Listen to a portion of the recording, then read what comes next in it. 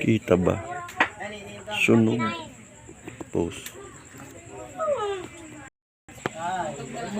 Ayun o. Sunog. Kaya ang gagawin ko dyan, may kinat na to ng dating technician eh. Pero hindi nila nabuksan kasi kala nila walang sunog. Ito gagawin ko dyan. Ito nakikita nyo. Yan. Inangat ko yan eh.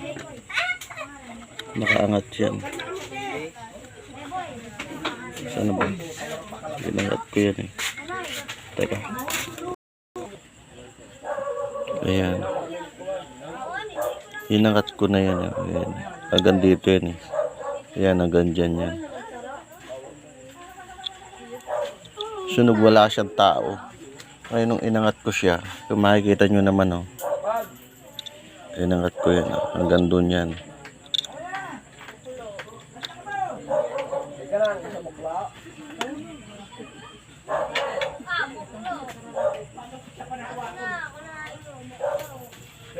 Pause muna. Sony po ito, 32 inches. Ayan. Tingnan natin kung aandar. Ayan po. Ayan, umandar siya. Maski sunog, nagawa natin ang paraan.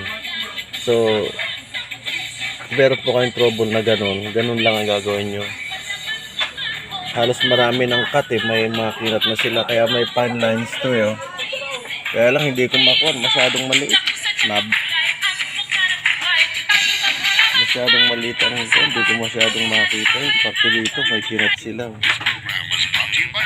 Tapos ito pa. Gawa natin. Ayan o. May kinat sila dyan o. Masyadong maliit eh. Wala yung kuha ko. Nasa shop yung magnifying glass ko eh. Ano ba yung mga common na nagiging reklamo ng mga driver pagdating sa kanilang kalusugan, Doc Dex? Yes po, no, pamuunang-una dyan yung pananakit ng likod. No? So yung mga driver natin kasi madalas, yun nga, Ito na lang po. dahil nga nagmamaneho sila, matagal yung kanilang pagkakaupo. Ayan po, Sony. So usually, Magpapaservice po, paservice na lang. yan parang yung Anong source doon lang po. Salamat na nakatulong ng konti yung vlog ko na to.